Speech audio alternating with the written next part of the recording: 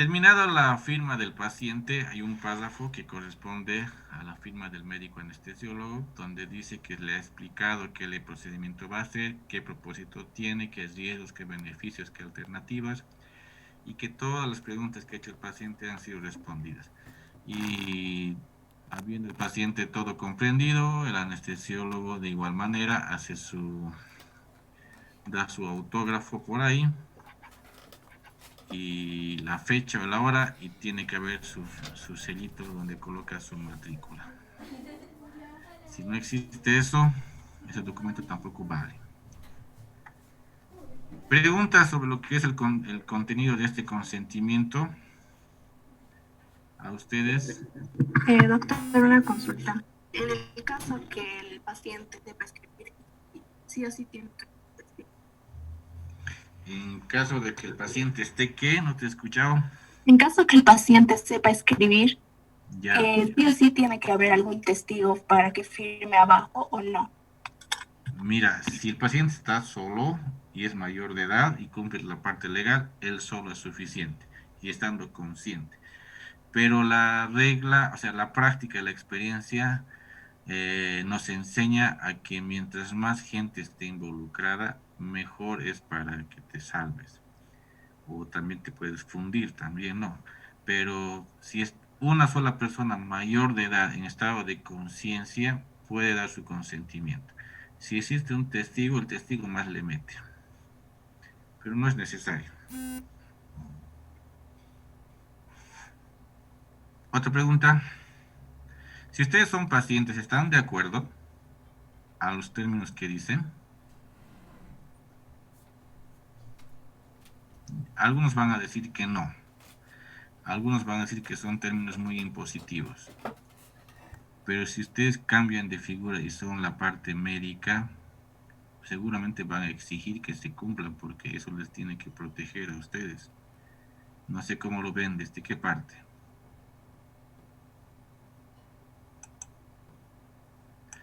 Nadie dice nada.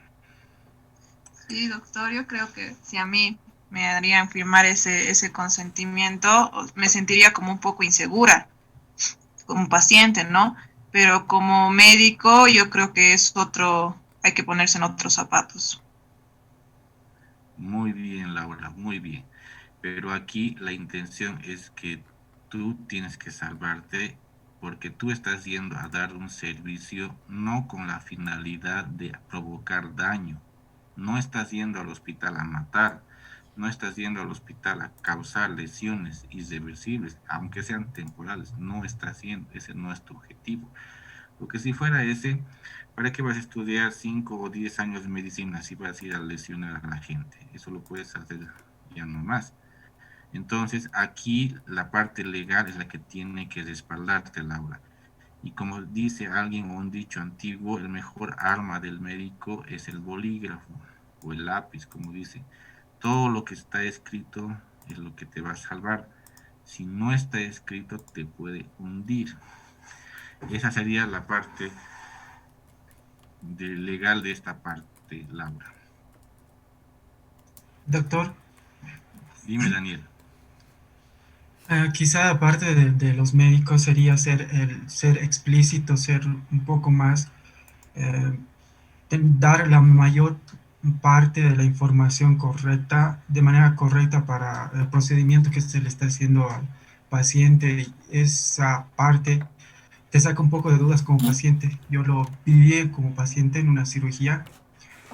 Me quedaba dudas cuando me estaban realizando la intervención, pero cuando viene alguien y te explica los riesgos, pero también te explica muy bien los beneficios, eh, no te quedas con las dudas del procedimiento que te realizan. Sí, exactamente, Daniel. Nadie te está obligando a que vos firmes este consentimiento sin que vos no lo entiendas.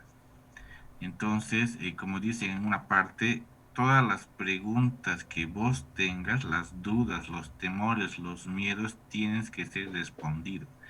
Vos vas a preguntar, ¿voy a despertar, sí o no? Te tienen que dar una respuesta. ¿Me va a doler, sí o no? Te tienen que dar una respuesta. Entonces, todas tus preguntas tienen que ser respondidas y aquí el anestesiólogo te explica. Si yo he decidido que te voy a hacer anestesia regional, tengo que explicarte cómo te voy a hacer. Te voy a decir que te pincho a la espalda, que se va a adormecer, que no vas a poder mover tus pies, que va a estar caliente, que va a durar 3 horas. Todos esos detalles tengo que explicarte. Y tú tienes que entenderme y si hay alguna duda me tienes que preguntar. Y lo mismo tendría que hacer el cirujano. Cualquier cuestión. No, no es nomás que te diga, no, todo va a salir bien, no te preocupes, tranquilo, todo va a salir bien. Y sin embargo, a veces no sale. Ya, si no hay más nada, hay otra parte del consentimiento que es el rechazo. El rechazo es cuando el paciente también de manera consciente, también de manera libre y voluntaria dice no acepto, o sea, rechaza. Le has informado, le has explicado, rechaza, pero a partir del momento de que rechaza, él se hace responsable de las consecuencias que está tomando por esta decisión. Hay situaciones que nuestra cultura no sé, nos presenta en la situación de que tiene que decidir otra persona por nosotros. Hay pacientes que dicen, no, yo no voy a decidir, va a decidir mi hermana, o mi mamá, o mi papá. Y mi papá está de viaje y está viniendo y hasta que él no llegue, yo no autorizo. Son situaciones que nos pasan. O la gente del campo, las mujeres dicen que sus maridos son los que toman la decisión y si su marido no quiere que se opere, pues no se opera aunque tenga que morirse. Esas son partes de nuestra cultura que nos ponen en esta situación. Pero si se presenta esta parte del rechazo y se explica por qué razones estás rechazando. Y si más tarde cambia de opinión, más tarde llega el pariente que estaba de viaje o estaba viniendo, se tiene que llenar otra hoja similar a esta porque esta ya ha sido cerrada con rechazo, con fecha y con hora. Y la otra hoja tiene que volverse a llenar con la aceptación, con otra fecha, con otra hora, de acuerdo a cuándo ha sido su aceptación. Nosotros entonces ya le hemos planteado todo lo que le vamos a hacer al paciente, ya hemos obtenido su consentimiento informado. Pasamos al segundo punto, que es el plan intraoperatorio, que es lo que vamos a hacer ya dentro de la propia cirugía. Y lo primero que hacemos es pues colocarle un acceso venoso. Si no tiene un acceso venoso el paciente, en primer lugar, no tenemos por dónde administrar los medicamentos, los anestésicos, los antibióticos y todo lo que se necesite, no tenemos por dónde.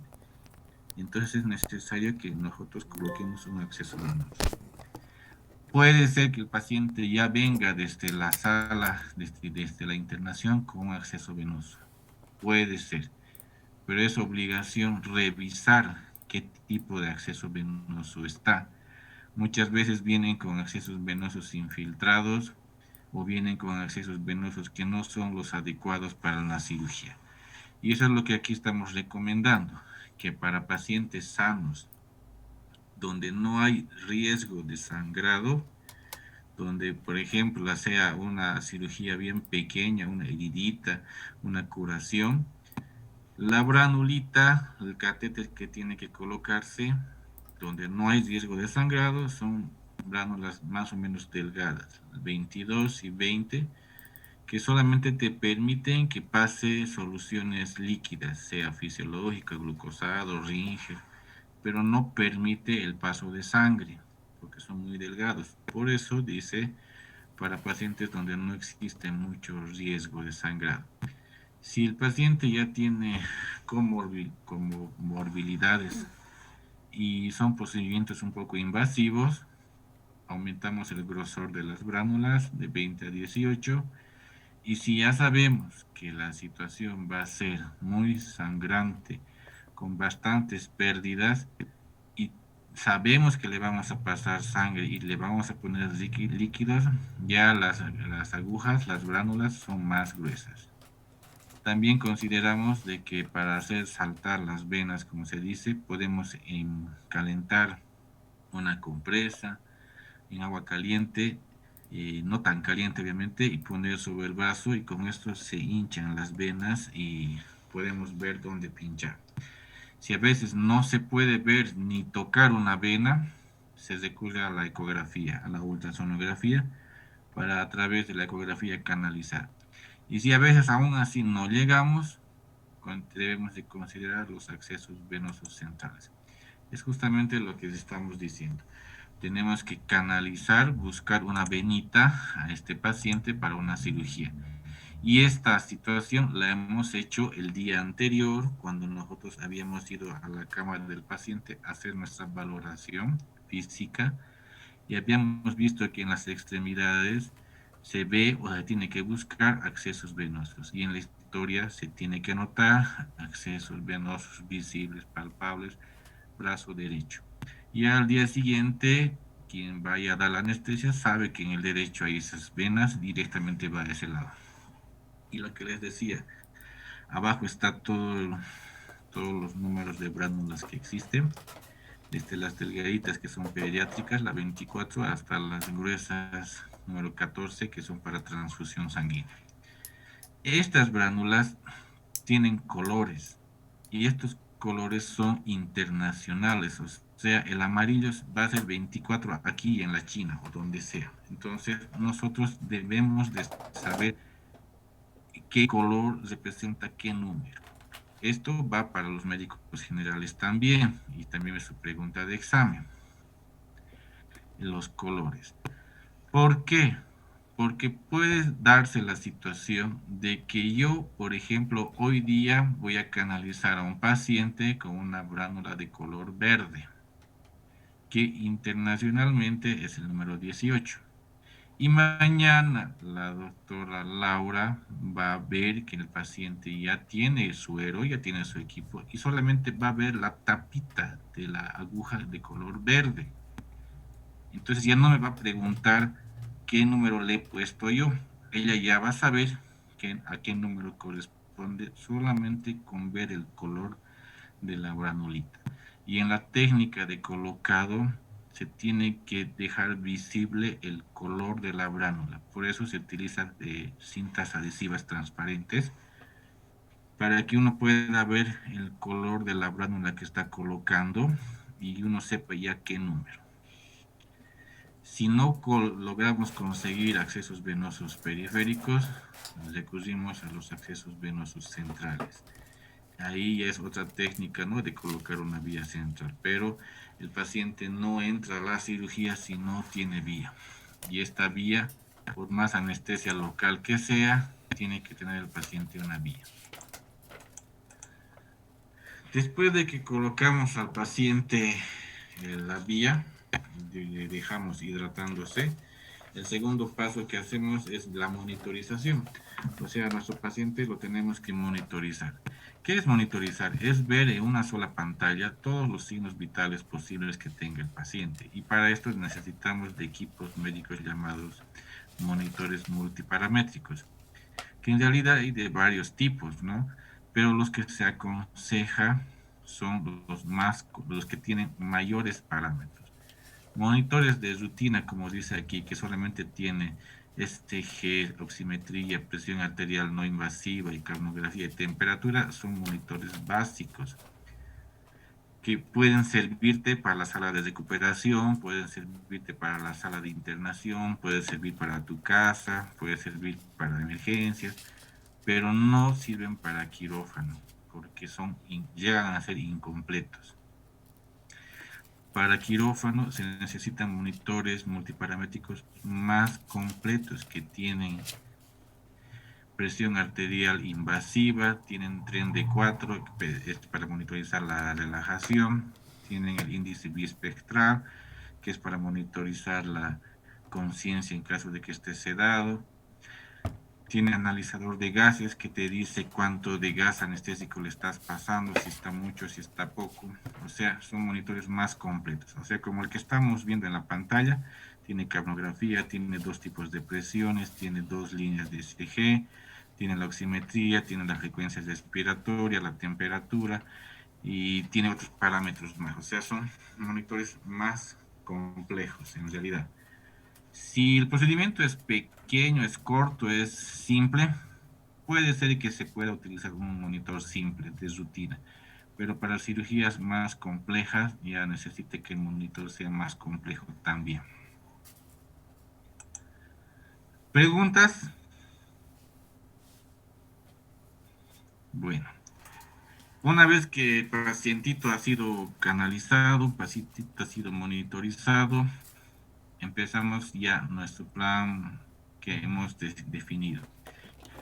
Si hemos decidido hacer una anestesia general, esta anestesia general tiene pues sus partes. Las partes que también las vamos a ver más adelante cuando veamos específicamente anestesia general. Sus partes son hipnosis, analgesia, relajación. A este paciente hay que dormirlo, ya sea inhalatoria, ya sea endovenosa, o sea con la combinación de ambas. Hay que darle analgesia para que no le duela la cirugía. Y lo principal, hay que darle una relajación muscular para que el cirujano no se queje de que el paciente está duro, que las tripas se salen, que no puede reducir las fracturas, porque el paciente está todavía con sus músculos contraídos, por más de que esté dormido, sus músculos están contraídos y no puede manipular bien la parte de la anatomía.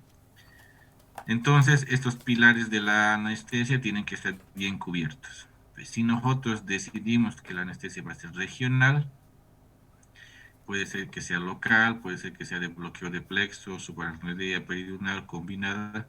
Es aquí que ejecutamos el plan que nosotros hemos realizado. Pero también parte de esta del plan intraoperatorio es la parte que no gusta a nadie, es la parte de llenar la hojita de anestesia. Esta hojita de anestesia que era de obligación que el estudiante o el interno llene, ahora ya no hacen porque no están yendo al hospital, pero la hojita de anestesia es la siguiente, que es medio morosa de llenar. Tiene bastantes cuadros que te va pidiendo algunos datos. La primera parte de la hojita de anestesia es la parte de los simplemente datos, nombre del paciente, no sé, pues pondremos Noé, su apellido, la edad, el sexo, ¿no? El peso, talla, pieza, servicio, fecha. Diagnóstico operatorio. ¿Qué diagnóstico el cirujano ha considerado? Un apendicitis, en realidad sería el diagnóstico, no apéndice, apendicitis. Citis. El diagnóstico operatorio es el diagnóstico que ha verificado después de la cirugía. Si era realmente una apendicitis, vuelve a describir apendicitis. Pero si no era, tiene que poner el otro diagnóstico que ha encontrado. No había sido una apendicitis, había sido una anexitis. La cirugía propuesta era una apendicectomía.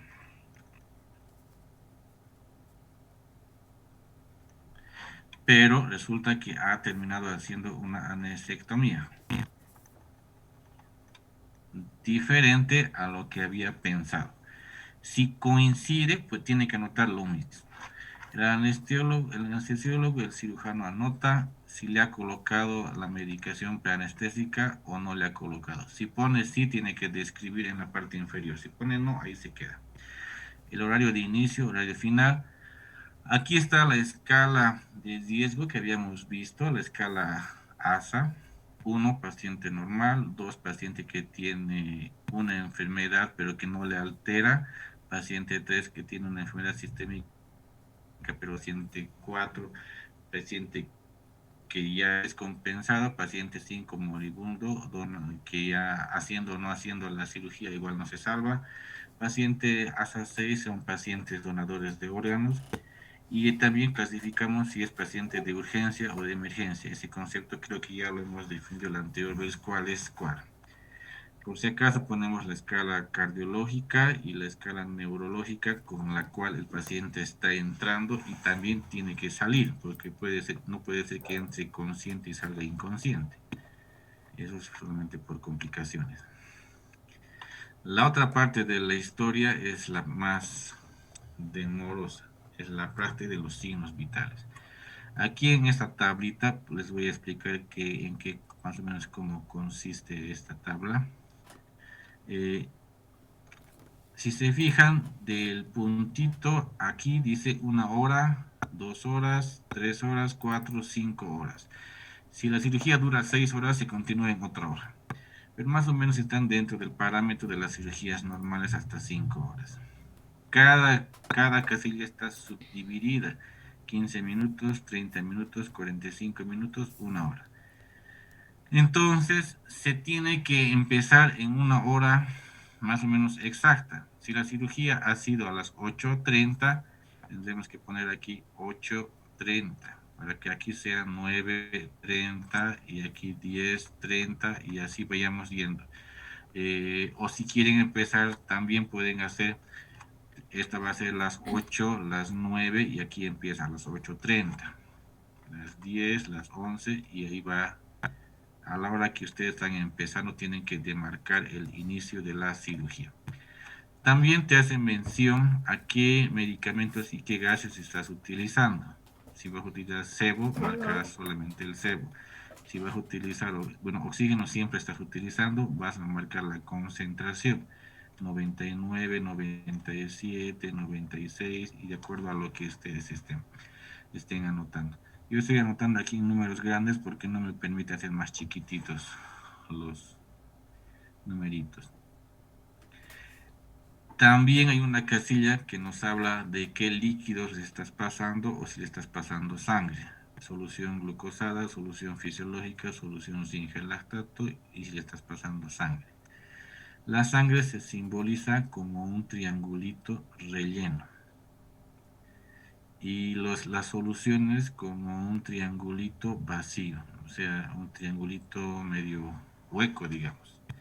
Y al ladito se pone en la casilla de solución sin gel lactato la cantidad 200, 300, 2000, 4000, sangre 400 o 500 más o menos y así en el tiempo. Nosotros vemos la cronología. Cada cuadradito que está representa 5 minutos. Y entonces, si el paciente es muy inestable, cada 5 minutos hay que anotar. Si el paciente es nomás estable, cada 15, cada 20, dependiendo del momento en que se le quiere tomar. Los signos vitales, que va a ser su pregunta de examen también, se representan una B, representa la presión arterial sistólica. Una B invertida representa la presión arterial diastólica, o sea, estamos hablando de la máxima y de la mínima en presión. Y aquí existen unos números, que son los números que tenemos que escoger. La presión normal es 120/80, entonces de acuerdo al horario ponemos la máxima 120, la mínima 80 y juntamos con una rayita. Y así vamos anotando los signos vitales de presión. No se olviden que presión, la máxima es la B, la mínima es la B invertida. Y no vayan en el examen como alguna vez me hicieron así, al revés. Ya, entonces les estoy explicando aquí para que no se me olviden en el momento del examen. Máxima, mínima y unidas con una raya. La frecuencia cardíaca es un puntito relleno, frecuencia cardíaca. Y la frecuencia respiratoria es un puntito blanco, que se anota también en la parte de la respiración. Generalmente la respiración es de 20 por minuto, entonces vas anotando círculos. Y este punto negro es la frecuencia cardíaca, el rellenado. Si ya los dibujitos ya nos hemos acordado, esto sería lo único que se hace en la parte de la historia clínica en base a esta parte de los signos vitales. Cada 5 minutos tiene que rellenarse. Lo normal de una anestesia es que los signos vitales sean relativamente estables, que si va a ser la máxima tiene que estar, digamos, toda la cirugía manteniendo casi el mismo patrón de presión. Esa sería, digamos, una presión más o menos estable, que todas las 3 horas de cirugía han estado signos vitales estables. Eso sería lo que tendría que pasar. ¿Qué pasa cuando encontramos presiones tan inestables? 120 al ratito ha subido, después ha bajado, vuelve a estar ahí, vuelve a bajar, vuelve a subir. Ese tipo de situaciones no es aceptable. Entonces aquí ya te dice que tu paciente prácticamente estaba despierto, estaba sintiendo dolor. ¿Por qué sus signos vitales suben, bajan de manera desordenada? Esa situación no tiene que pasar. Hay momentos de la cirugía que sí pasan. Por ejemplo, la intubación va a hacer que tu signo vital se dispare hacia arriba, pero tiene que volver a bajar a los 5 minutos. El primer corte también te hace doler y entonces puede subir un poquito, pero después tiene que normalizarse, tiene que mantener una constante. Si existe mucha variabilidad, tu anestesia está mal realizada, algo está fallando. No sé si tus medicamentos, tu paciente está despierto, no sé qué pasa. Más abajo de la hojita explicas qué técnica estás haciendo. Ya pondrás si al paciente le estás haciendo una técnica local, sedación general, vas marcando si vas a utilizar una máscara facial, si le vas a intubar por la nariz o por la boca. Si es por la boca, marcas el número de tubo que estás utilizando y si ha habido dificultad, digamos, no he podido intubar a la primera y en el segundo intento de intubar. Entonces anoto. Y al anotar esto, aquí tengo que explicar qué ha pasado. Que no estaba relajado, digamos, faltaba relajación, por esto no he podido intubar a la primera y a la segunda. Vas explicando brevemente lo que te ha pasado. Si has decidido hacer una anestesia regional, existen casillas para escoger qué técnica regional has escogido. Si has hecho con catéter, si le has hecho abón, si has utilizado opioide o no, el número de aguja que has utilizado y si tenía venoclisis pondrás en qué miembro superior izquierdo y el número de bránula que tenía.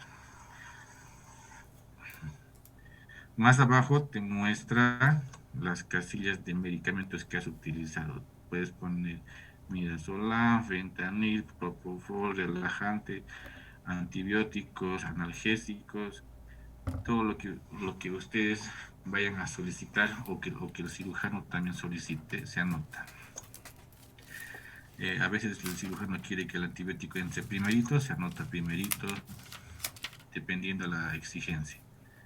Y más abajito de la hoja está pues prácticamente qué equipo has utilizado, qué equipamiento has utilizado. Has utilizado una bomba, has utilizado un ecógrafo, un capnógrafo, una presión arterial no invasiva o invasiva, qué cosas has utilizado y si el paciente ha hecho paro, seguramente has utilizado un desfibrilador, vas tiqueando qué equipo has utilizado. Cuando la cirugía acaba, se anota el destino del paciente, a dónde lo estás mandando. ¿Estás mandando a su cuarto, lo estás mandando a la sala de recuperación o estás mandando a la terapia intensiva o a otro lado cuando tiene que irse a otro hospital? Y también sale con una escala de recuperación. Estas son 3 escalas de recuperación: la escala de Aldrete, que valora al paciente sobre 10, la escala de Bromage, que valora sobre 4, y la escala de Ramsay, que valora sobre 5. Para la liberación, eso también lo vamos a ver en la parte de teoría, no se preocupen, de la general. Una liberación de Aldrete, 8 como mínimo. Para Bromage, 3 como mínimo, y para Ramsay 3 también. Entonces con esas escalas podemos dar de alta del quirófano al paciente, no de alta del hospital.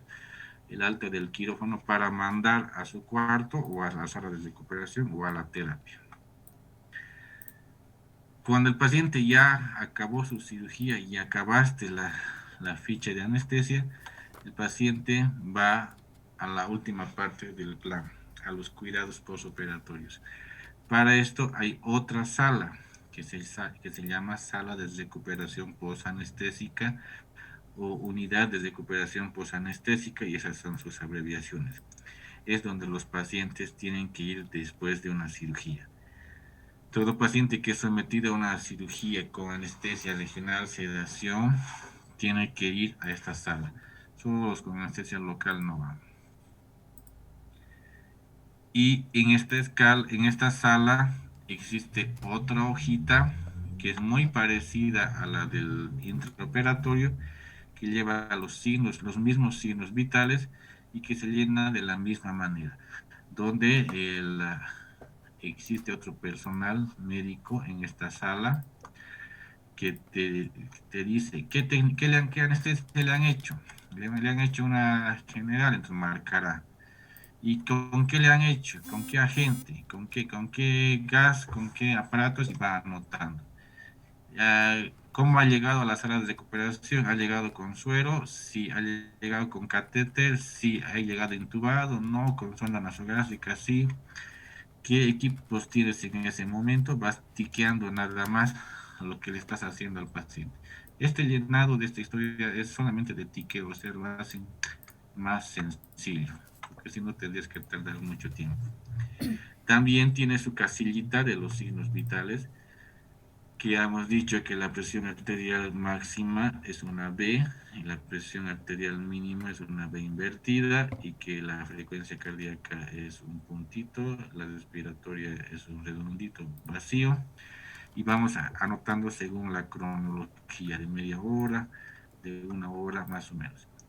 Lo mínimo del tiempo que tiene que estar un paciente en la recuperación es de una hora. Lo mínimo. Si una hora. Si el paciente es inestable, puede estar inclusive un poquito más, puede estar una hora y media o hasta 2 horas. Entonces dependerá hasta que los signos vitales se traten de normalizar a los signos vitales que tenía al comienzo. Otro anestesiólogo es el que da de alta de la recuperación. No es, o sea, tiene que ser, bueno, puede ser el mismo, pero tiene que ser un anestesiólogo quien te dé de alta de la sala de recuperación. No puede ser que otro médico dé alta. Y de aquí el paciente se va a su cuarto o se va a terapia. La sala de recuperación tiene bastantes escalas para los bloqueos, para la sedación, escalas neurológicas, escalas de dolor, y en todo esto, cuando cumplan los mejores puntajes, nosotros recién le damos de alta al paciente a su sala o a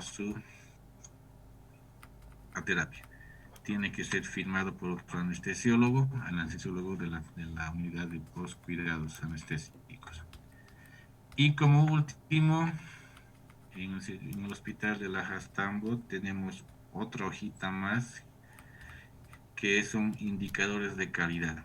Esta hoja creo que es la única que se utiliza en este hospital, en los otros hospitales no se ha visto, donde terminado el acto, el propio anestesiólogo que ha hecho el procedimiento tiene que hacer su autoevaluación, tiene que responder esto a conciencia. ¿Has tenido alguna complicación durante el acto anestésico? Sí o no. Si pone no, pondrá ahí ninguna. Pero generalmente existen. A veces sube un poco la presión, va marcando, ha generado una arritmia, ha habido un broncoespasmo, se ha broncoaspirado, no ha podido intubar, se ha movido un diente al tratar de intubar, ha habido pulsiones, o sea, alguna de estas fallas puede haber. Entonces, el propio anestesiólogo tiene que ser lo suficientemente honesto para responderse esto. Y esto, al finalizar el mes, el jefe de anestesiología agarra todas las hojas y saca una estadística de cómo está la calidad del servicio en ese hospital. También existe otra casilla que es para lo que es la recuperación. Si durante la recuperación ha habido alguna complicación, ir anotando, o en caso de que ninguno, cuando el paciente va a terapia no se aplica. Y a veces tiene que anotar, o sea, por qué ha cambiado de técnica. Si empezó con una raquidia, ¿por qué ha terminado en general? Y tendrá que explicar de que la cirugía ha durado más de 3 horas, el paciente se ha descompensado, le dolía, no agarró bien la raquidia. Algo tendrá que explicar cuando su respuesta sea sí.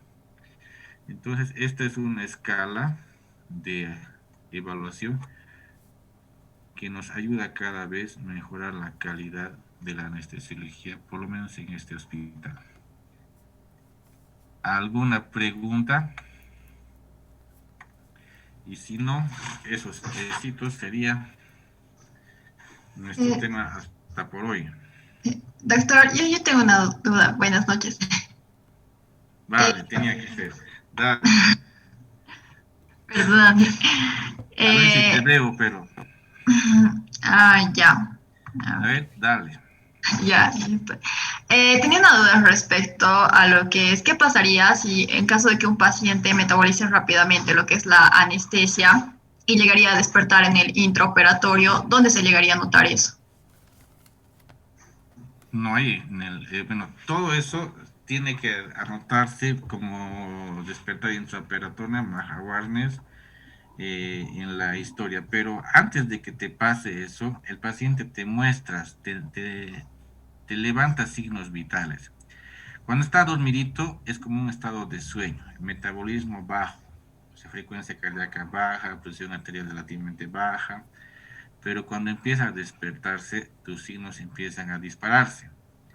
Empieza a subir tu frecuencia, empieza a subir tu presión, y si tu monitor ya empieza a darte las alarmas, es de que algo está pasando. Tienes que darte cuenta primero. Si tu paciente se te despierta, tienes que anotar en la partecita de observaciones, o sea, en la parte manual de la historia, se anota por qué se ha despertado. Pero no tendría que pasar esa situación. Esa parte es por descuido, porque seguramente ese anestesiólogo está charlándose con alguien ahí adentro y ha descuidado a su paciente un buen ratito. Ya, está bien, doctor. Esa era mi duda. Gracias. Lo ideal es de que el paciente esté dormido, no que el anestesiólogo esté medio dormido y el paciente medio despierto. ¿Dónde está Laura? Siempre pregunta también. No, doctor, me ha quedado claro. Ya, ¿alguien tiene alguna otra preguntita de lo que estamos haciendo? Con eso ya prácticamente ya la parte de introducción ya se ha acabado y ya la siguiente ya sería específicamente anestesia en general. Y su examen es hasta aquí. Son 2 temas nomás, largos, pero son 2 temas.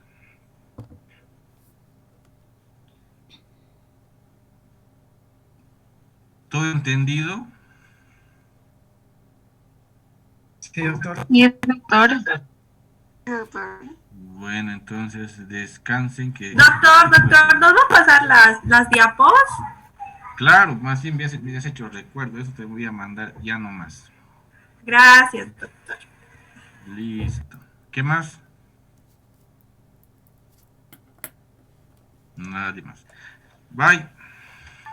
Hasta luego. Doctor. No, doctor.